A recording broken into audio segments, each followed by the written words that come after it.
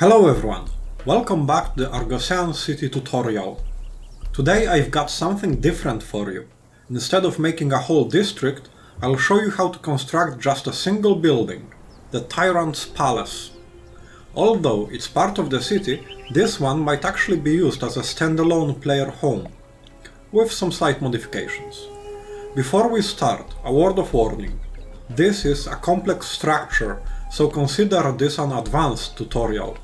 Also, you'll need at least less building placement restrictions and glass constructions and more for the palace itself, while decorations require quite a library of mods. You can see the full list in description. There are two ways to design and construct a building in Conan. Shell, when outer walls and roof are constructed first, then interior, or inside out, which is the opposite. For this one, I'll be using both techniques for different parts. For the base level, I'm starting with 17 by 17 empty square, with one side missing, and my first task is to fill that gap. Then, I've reinforced the entrance and brought the outer wall to its final height, so that it will serve as a reference for the rest of the interior. The entrance is 3 tiles wide, so that it may be easily transformed into standalone version with a gate and further reinforcing of the walls. But I'm leaving it rather open, as it's a part of the city and I don't want to create a large barrier here. The basement will be 1.5 tile high, as this gives me plenty of headroom inside to move around freely without camera issues, while maintaining somewhat claustrophobic feel the dungeon should have. Using fence trick in this way requires careful planning, as the different floor levels will be disconnected as far as stability is concerned. For fence trick explanation, see the tutorial I've made. The most important thing here is to always use correct reference tile, as the basement has multiple floor levels. So if I would use the floor as a guide for the arches, their tops wouldn't seamlessly connect to the rest of the walls.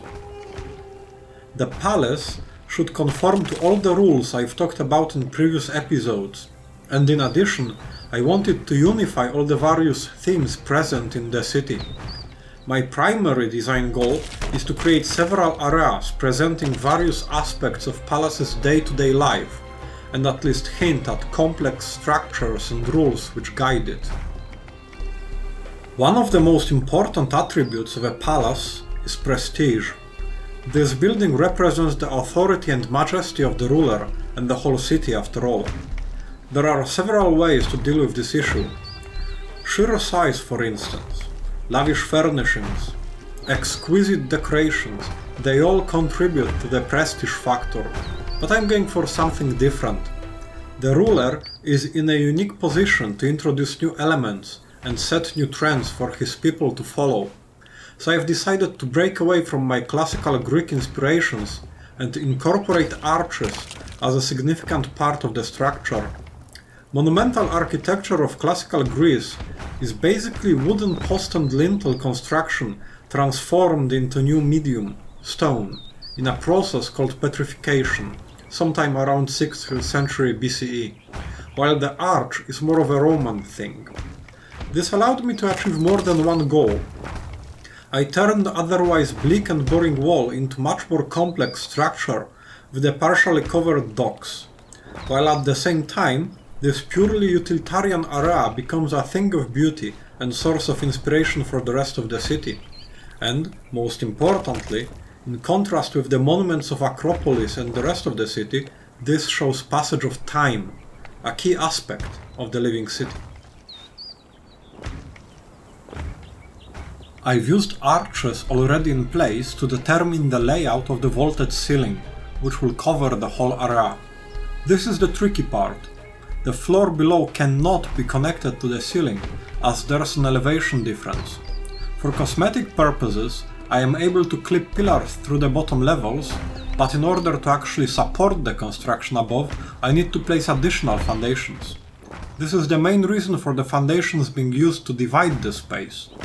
Although the same can be achieved using fence foundations and walls, but I had one other thing in mind. The arches connecting different rooms will show the thickness of the foundations, which greatly enhances the overall looks of the place. There's a certain strength and gravity to it, while using relatively thin walls, on the other hand, would take away from the realism of the scene. And sure, that can be mitigated to an extent with clever line-of-sight breaks, but why bother when there's a better and easier option? The rest of this level will follow the same pattern. Each wall will be made of foundations, using the outer walls as reference, while the floors will be a separate element. One thing that I am going to change is the ceiling configuration, as the vaulted ceiling tiles allow for a few different combinations. The central room will use corner tiles and pillars to break up the available space a bit and make it more interesting, while the grain storage will be a simple barrel vault, as the more primitive variant lacking decorative elements fits its purpose better, while at the same time the smaller room actually benefits from lack of columns that would otherwise crowd the tiny usable area limited by the pithway embedded in the floor, just like in the granary from previous episode.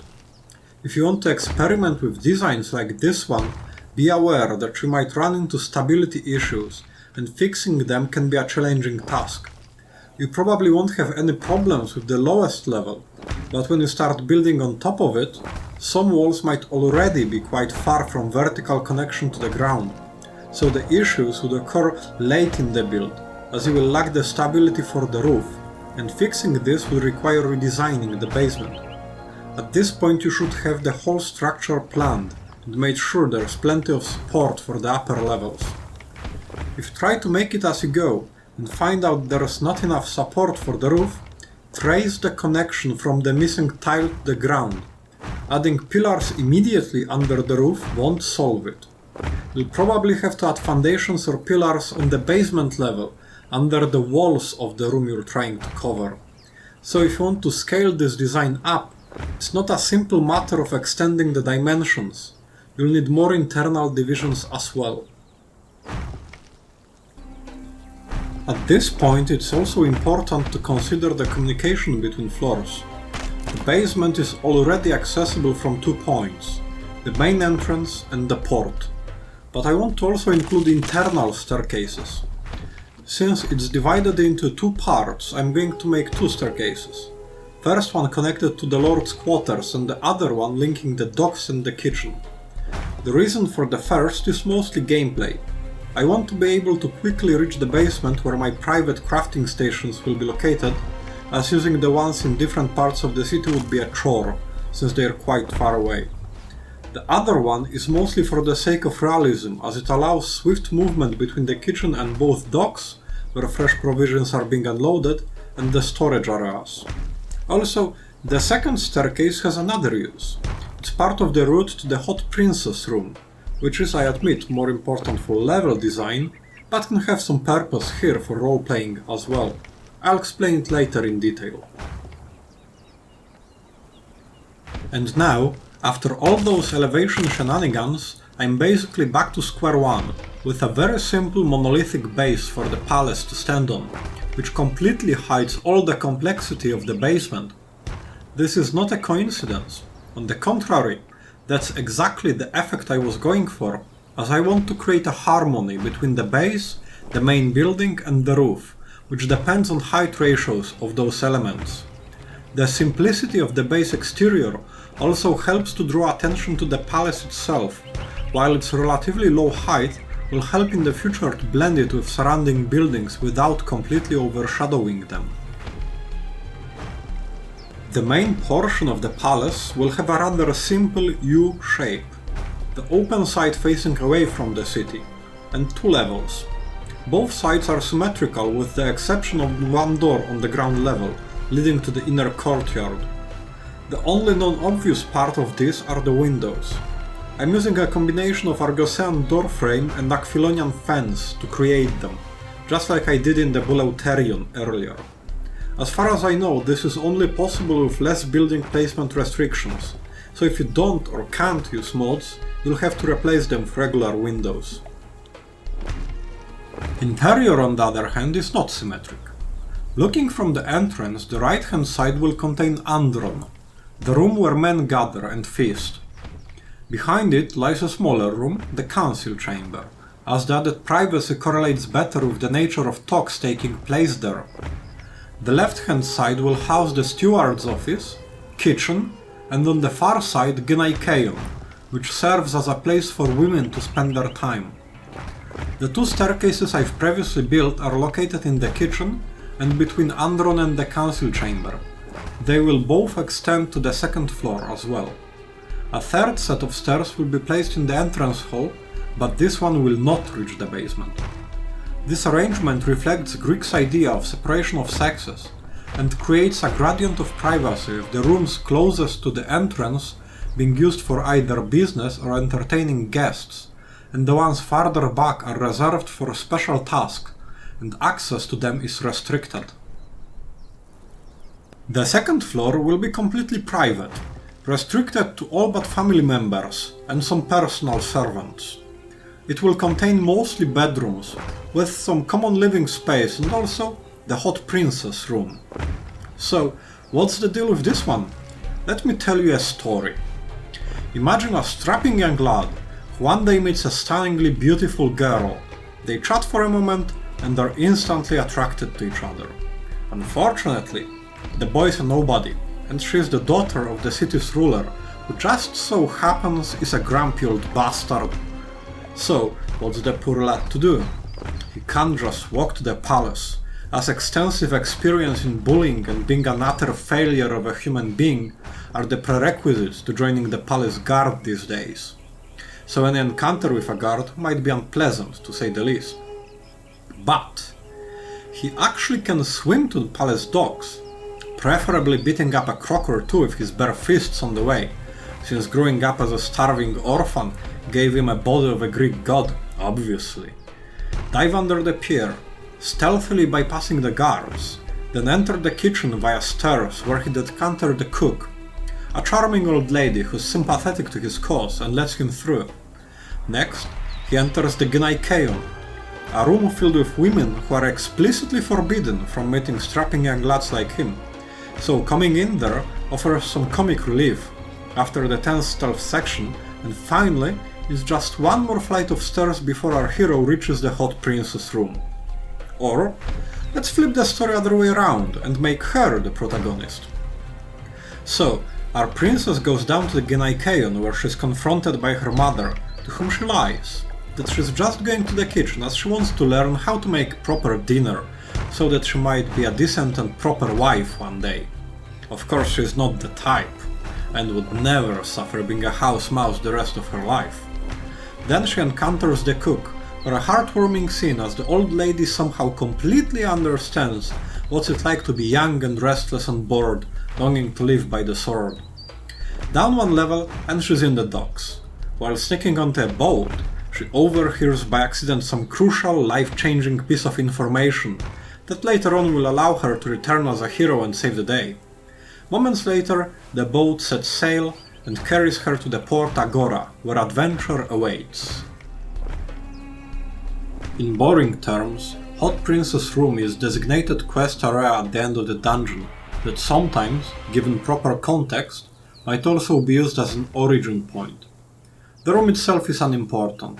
What matters is the path leading to it, which should present a set of obstacles to test various abilities of the player. Good design might even contain multiple paths, each one tailored to different playstyle allowed by the game's design. A really good design not only allows, but also inspires and tells stories. Still, there's a question. What's it got to do with building a basin canon? Well, beyond the obvious role-playing potential, there's another even better reason. Most of the time people ask me how do I create living, breathing locations, and this is the answer. Sure, I read a lot, I research a lot, but in the end, I always consider people first. I create stories, some mundane, some ridiculous, and then build around the narrative. So, next time you'll find yourself facing the empty space, having no idea how to fill it, just remember, it waits for a story, not things.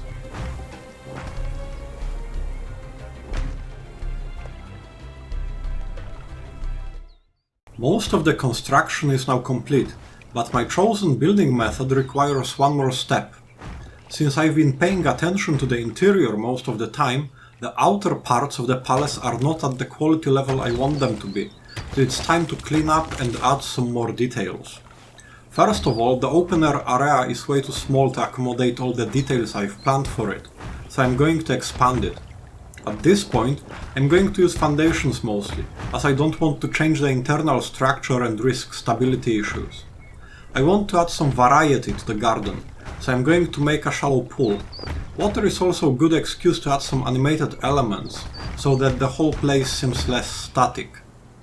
Both the water plane and waterfall are from Shadows of Skelos mod, by the way.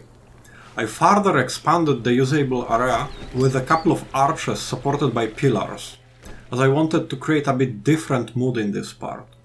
From the side facing the city, Palace has a monumental yet simple base, and its walls encircled by a colonnade resemble a temple, reminding the citizens of the divine authority of the ruler. It was a very common thing for powerful families to claim that they are descendants of some god or goddess. Also, the ruler has a special connection to the divine. He is the link between the gods and humans. Democratic Athens had Archon Basileus, Roman Republic the Rex Sacrorum. Even today, Queen of England is also the head of the church. Sure, they did not have any real power, yet remained a powerful symbols. Anyway, I want the side facing the river to feel light and much closer to the water flowing underneath it and the nature in general than the city, to create a private, intimate atmosphere. Finally, I've cleaned up the entrance and made sure that there's enough space for the guards to patrol the perimeter. And now the palace is finished. I've decorated it off camera, as that simply takes way too much time to record. The lowest level is dedicated mostly to storage, as it also holds the barracks for palace guard. This place is busy and filled with various NPCs to enhance the contrast between it and the upper levels. I've also placed various divisions that do not completely break line of sight and are made of different materials that clash with the stone structure. This creates the illusion that the space was adapted to fit the needs of the palace daily affairs, while not being specifically designed for it, as its main goal is to support the structure above, so a compromise had to be made. If you want to use it as a player home, this would also be a perfect place for your crafting stations, preferably somewhere close to the staircase leading to the master bedroom. Next we have 3 rooms that basically share the same function. Andron, Council Chamber and Gnaikeon are all meant to facilitate gatherings, but despite this, the nature and context of those meetings vary dramatically, so all 3 rooms retain their individuality. Considering function is a good place to start the creating process, but on its own it's not enough. Imagine a table and a couple of chairs. By just changing their arrangement, you can already create different effects. Are the chairs on the same side, or opposite each other? Are the sides equal? Is there a single one at the head of the table? Add to it change in quality. For example, a single chair on one side and 3 on the other. That's an examination panel. But if the single chair is of premium quality, it suddenly becomes a superior calling his subordinates, for whatever reason. What I'm trying to say is that function is the baseline, while composition implies context and establishes hierarchy. Then comes the personal touch, adding meaningful details. The final element of the palace is garden. In its center lies the altar of ancestors and table for ritual feasts, a private, hidden heart of the home, open only to the sky so that the gods may look favorably upon the gathered family. The outer terrace is a metaphor of parenthood. In its center, imagine a couple resting in the shade while the children play in the water. On one side, the children take their wooden swords and charge the training dummies under the watchful eye of the father, their future commander, while mothers abandoned on the side. On the opposite end, The Peteia table and astronomical instruments tempt curiosity. Whether they choose one or the other, or maybe find a balance between the two, their future uncertain, like the waves of the river below, enslaved by the current, dragging them to the inevitable.